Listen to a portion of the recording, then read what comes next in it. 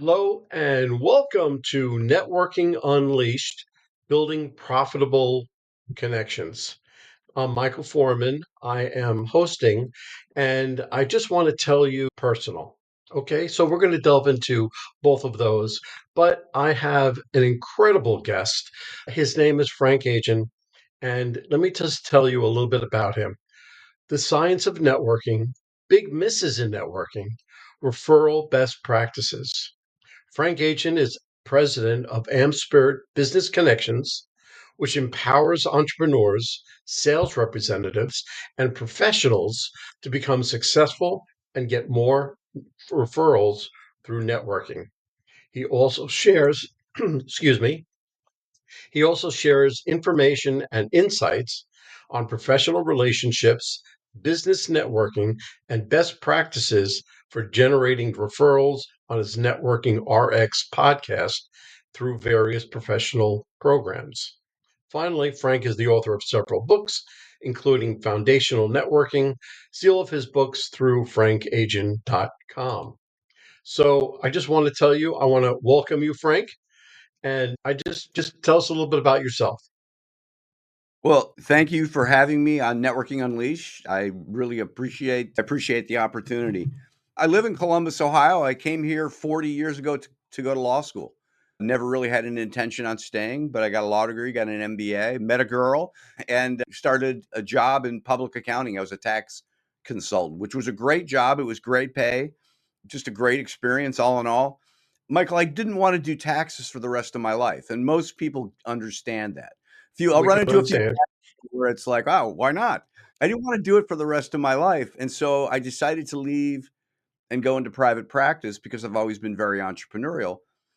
And a funny thing happened to me when I went into private practice. And the funny thing was that nothing happened. I had no idea how to get clients.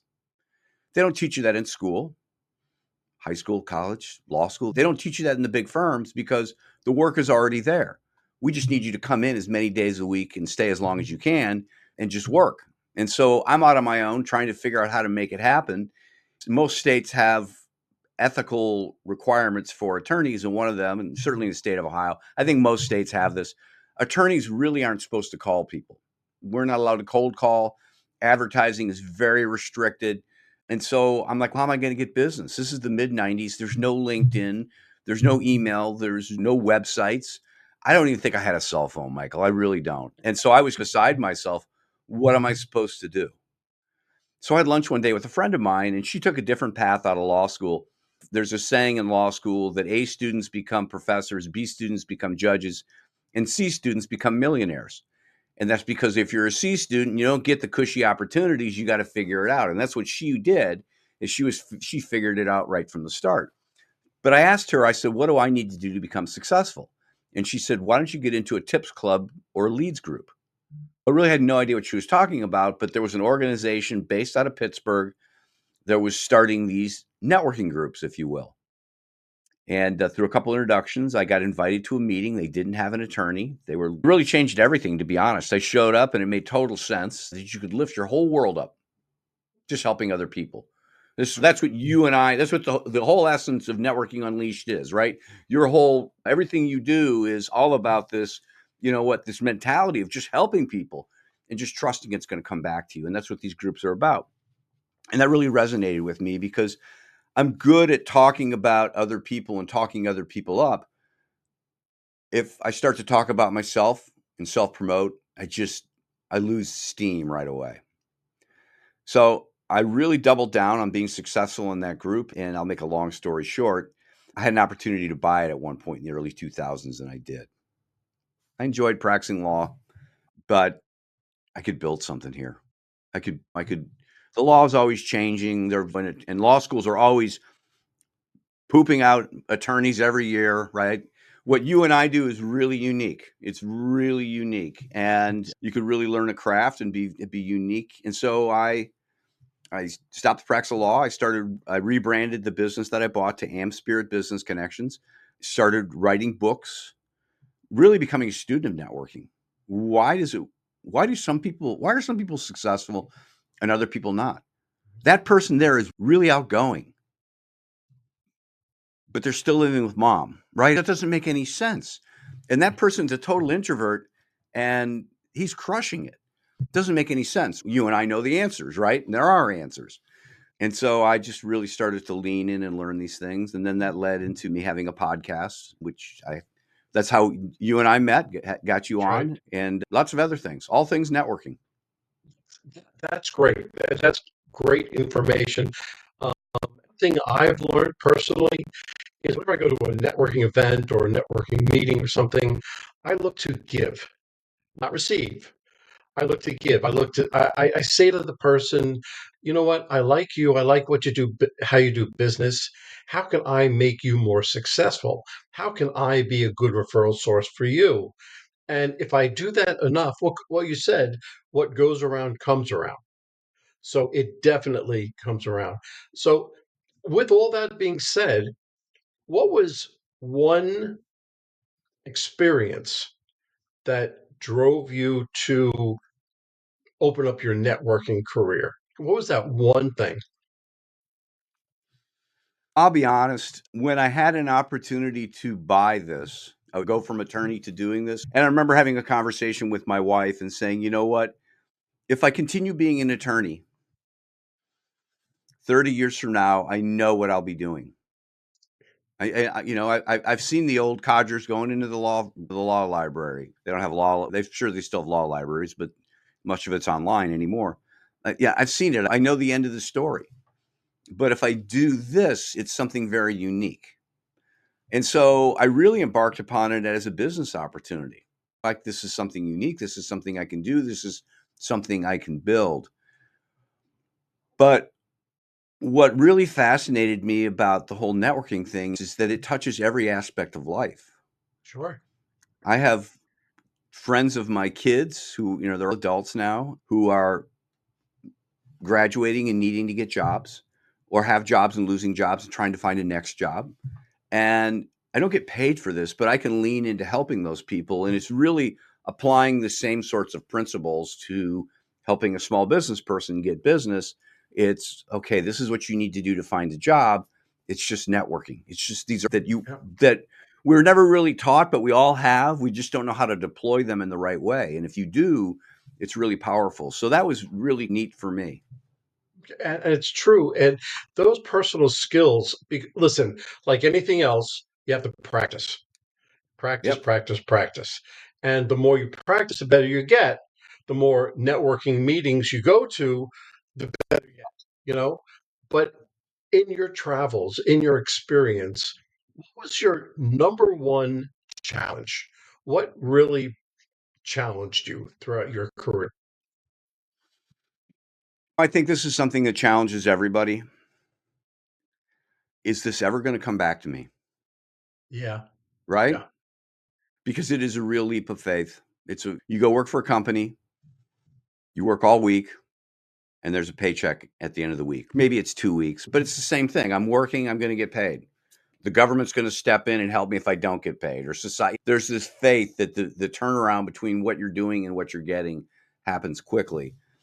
And with respect to networking, as you well know, that's not always the case. yeah. Sometimes it's pretty immediate. I mean, you and I have just met. When I say just met, in the last 3 months, Right. you've been on my podcast. I've been on your podcast, and that's relatively immediate. And thank you for having me on. This is truly an honor, but it's also an asset for me because I'm out there on another platform. So it is a gift, and so there is somewhat of an immediate return there. So sometimes it's relatively immediate. Sometimes it might be years where somebody will come back and say, you know what, I heard you 10 years ago talk, and I, I need help now.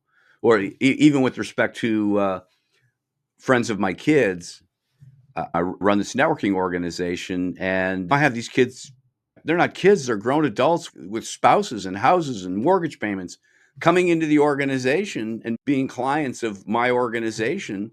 And it's literally been decades in the making. Hey, you need to go and get in Mr. Agin's program. That's the biggest challenge has been just having the faith that things will come back to you, and you might not even recognize that it's come back to you, but it's coming back to you. Yeah, whenever you go into a networking event or meetings, that's what I've been saying all along. Really, people lost sight of what they have to do, and Yeah. they lost sight of how they're supposed to do it. This is going to sound very sexist. I apologize to everybody who's listening, but usually it's the woman that walks in and starts talking a mile a minute. And, everybody's like, whoa, stop.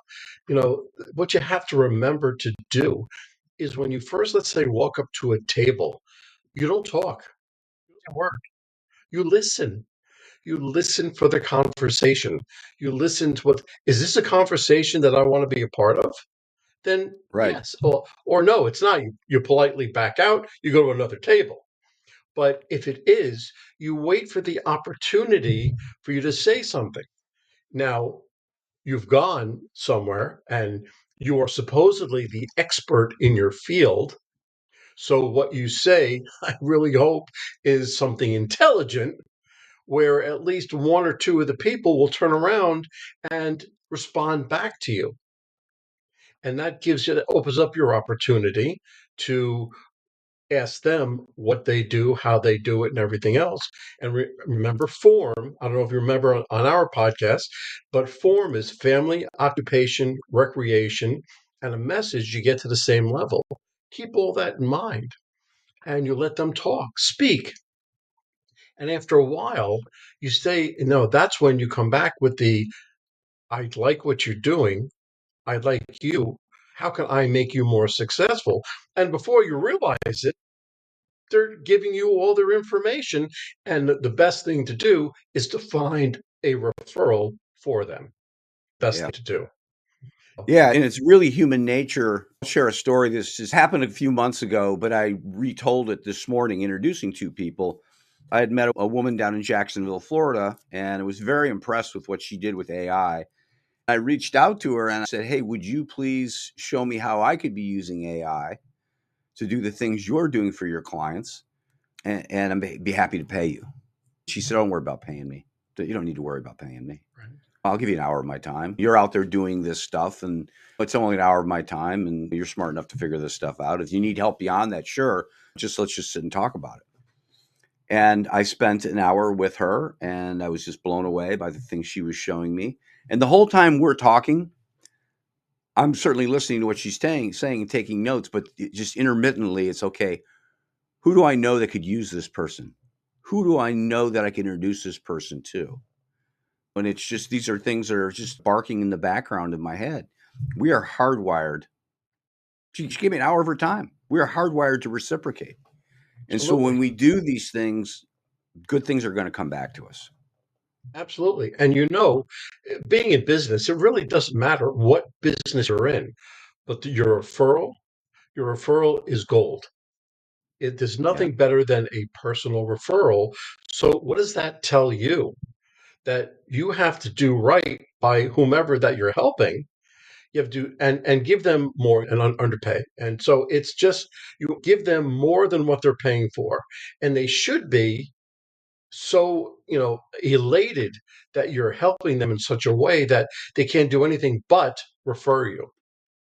And that referral say, oh, so and so referred me and called you. Oh, I love her, because you're putting their name on the line as well on how you treat them. Yeah. I think a lot of times people they have this hang up that if I do something for someone else, I am going to be depleted. I'm out something. And what I share with people, I always have to preface, okay, I'm not getting crazy here. Just follow my logic. I tell them, I don't like coconut. I just don't. From as being young as a kid, I just didn't like coconut.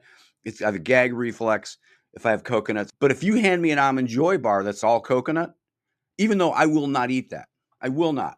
I'll probably die before I eat it. I will take it because I know there are people in my life that love coconut and could benefit from coconut.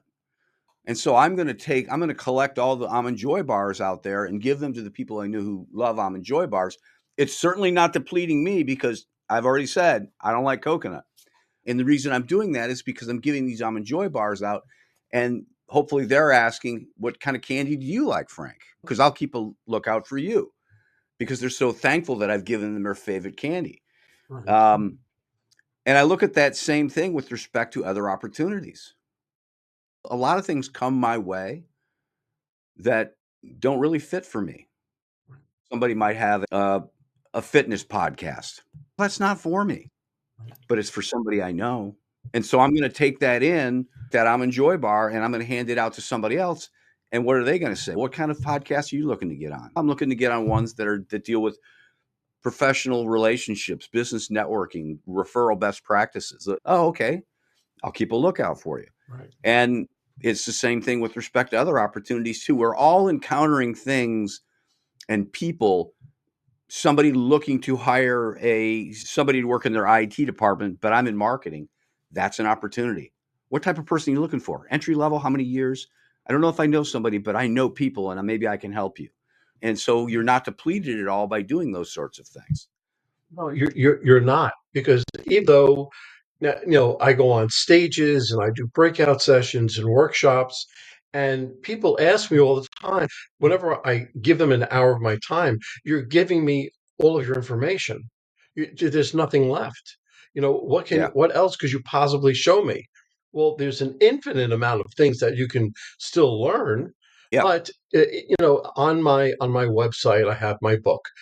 But right next to it, I have a little thing called an abridged version, and it's free. It's a Mm. PDF, and it gives you the basics of my book and everything out, but it's free. People say, well, why are you doing that? Because whoever downloads it obviously needs it, you know, and you just do it. What goes around comes around. I feel that if you give out as much as you can, it will come back. No, it's like you, I have books, and people say, what's the best way to sell a book? I say, give it away for free. I'm saying just get out there and just tweet little tidbits of it out there, right? That's what I've done. Here's this little reference, show the book, maybe a link to the book. That's how I'll buy books, right? I'll look Yeah, at, oh, that really sounds interesting. That perfect. Bob Yeah, Berg, I'm going to buy that book. And I joke and I say, if somebody was really enterprising enough, they could scour my LinkedIn and my social channels and they could find the entire book, little bits and pieces, and plug it all together. yeah, absolutely. Because you are giving away enough for somebody to really put together if they want to take the time to put it all together. But you might as well just go out and buy the book. That's what people end up doing. What one marketing or networking tip that you feel the most strongly about? That's a great question, and I have a consistent answer. Find something that you're passionate about and go volunteer. I need to get out. I need to network. I need to do something. I don't know where to do. You should like, go find something. Don't be calculating. These big people are here or whatever. If it's pet charities, then head in that direction. Homelessness, maybe it's youth sports. Just get out there and give to the world. You Yeah, don't have to wear a T-shirt that has your business name on it. You're probably better off not doing that. Don't be calculating like that. People will find out. I see it all the time. What's he yeah. do? You He have runs to an remember. insurance agency. Yeah, no, you have to remember that you're not just speaking with the people that are there, speaking with their entire network, each individual people. And I always recommend exactly what you just said. And I always recommend just go and do. When you start doing and you start giving, the conversation is going to turn around to say, well, what do you do for a living? That's when you can say, well, I do this or I do that, and people say, oh, that's very interesting. Or, that's all right. But it will advance you not only personally, but it will advance you professionally as well, as long as Yeah. you learn how to communicate with them, Yeah. right? When you're doing those things, you're not doing them alone. You're doing them with other people who care about the same whatever it is, charity or initiative, and they'll ask about you and you'll develop a relationship with them and something's going to happen from that. But that kind of gets you off of the dime, so to speak, and just doing something. Yeah, yeah, it's true. And that falls into the category of giving, receiving. Okay. Because when you're there, you're going to give, give, give until somebody turns around and says, what do you do? Something like that. Yeah.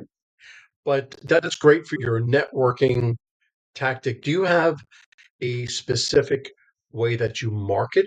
a marketing tactic. Now, I know you run networking groups. You actually have a separate networking next week, I think at 4 o'clock or so. I have a couple things that I do. Again, it goes back to the whole notion of the best way to sell something is to give it away for free.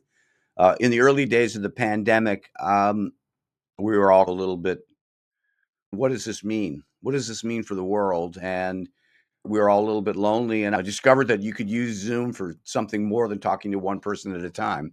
So I invited 12 people onto a Zoom call, and we just had a conversation. I said, I know none of you people know each other. You're all very well connected.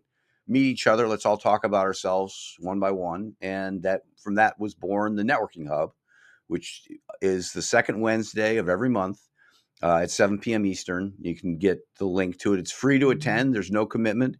Networking-hub.com.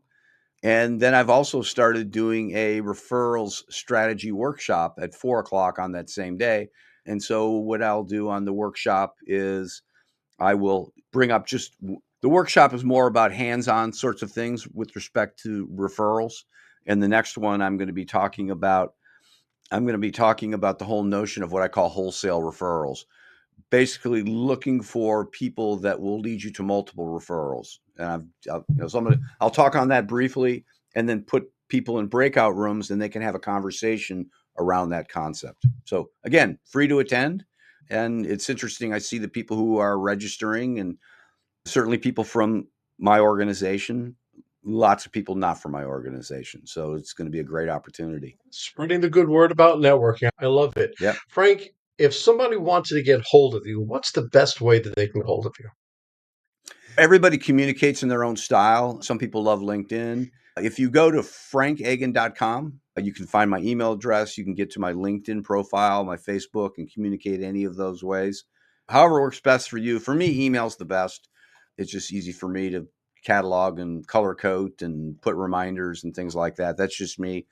Frank, I have to tell you, this was a great experience. If Thank you. anybody wanted to know about networking or referrals or anything else, please contact Frank and he will set you free, so to speak. I personally will be sitting in on that networking event both at 4 o'clock and 7 o'clock because I'm very interested in networking in case you haven't realized that yet. But I want to thank you and good luck with everything. Thank you. Appreciate the opportunity.